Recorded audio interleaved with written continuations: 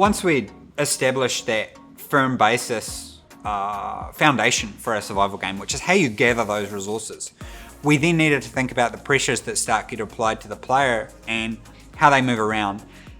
And the way we actually approached designing Olympus, our first level, I actually got the idea from Chet Falzak, who's a writer for Left 4 Dead, longtime Valve employee, who actually reached out to me early on in DayZ and really mentored me and gave me some really deep insight into some of the areas that I'm particularly weak in, particularly around things like level design. Many people involved at a senior level of game development often have a good grounding in level design, and I really didn't.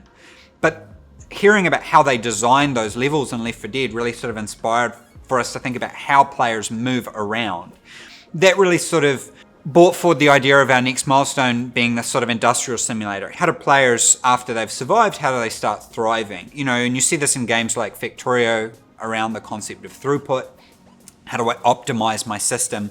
It's very common in sort of these survival or sort of simulator type games. You've made something, you've built something, how do you make it better? And that really threw in concepts of how do we use vehicles. People love vehicles in survival games. As progress went on, we actually de-emphasize this later on, but you'll see this interesting process as we go through how we were experimenting using vehicles about how players move around the map. How does that factor into structures and things like that? At the same time in the project, we've outgrown our space as our team grew, and we really started developing these teams, with very strong separate disciplines, our art team being on in one space and our programming team being in the other. We called the programming team, our core programming team, Vanguard, because they were really sort of pushing and taking forward and focusing on the engine.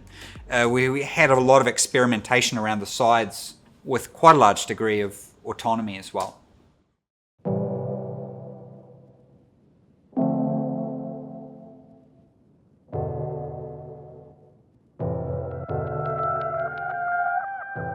Very early on, we were very much in an experimental phase of concepting and developing creatures and environments for the game. We wanted to be able to push environments and creatures in an alien direction while still being grounded in reality. And in the early stages of that, it very much meant that we were pushing it to extremes, which I think was important for us to do, just so we knew where to dial it back and where was a good place to sit. Some of the things that we designed that were quite extreme, which I really liked, were some of the apex predators. They were very much designed based around what kind of environment they came from, and as you play the game, you'll see what kind of different environments there are and what kind of environments there might be. Since that point, we've dialed it back a little bit for the beginning players and the beginning of the game, but if you stick around for long enough, you might be able to see some of the more extreme, crazy things that we've developed. When we were looking at expanding into industrial simulator, we really needed to lean into being able to create iterative and creative content. And we wanted to make sure our design team could do that without bogging themselves down in difficult technical decisions or technical problems. So my team and the core tech team, we wanted to make sure that we had fundamental systems that let them do that. We focused on the idea of traits, which are piecemeal attributes about a particular thing, whether you can set it on fire, swing it like an axe, use it like a bow, throw it like a grenade. We wanted to make sure we had these pieces and they could be reused and they could be added to any item. So if a designer ever wanted to go and make a new tool, they could kind of pick and choose pieces of functionality to create new bespoke content. That system really ended up paying dividends during that simulator as we complicated our game loop and made more options for the player to engage in. And nowadays, looking at how much we've been able to make in the product, I really think the trait system has been a fundamental piece of that work. I actually feel like by the time, because some of this stuff will continue to be balanced and fixed in here, it's not like we're going to do it and just forget about it. So I feel like we do this. This will include some remedial work from here.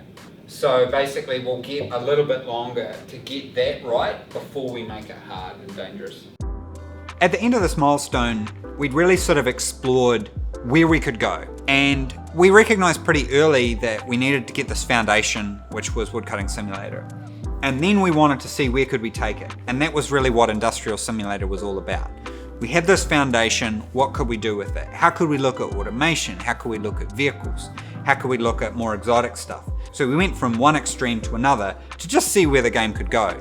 And that question really got answered for us pretty solidly. And then the next approach from there was to actually revisit some of those core first mechanics with the knowledge we had of where we could go with the game.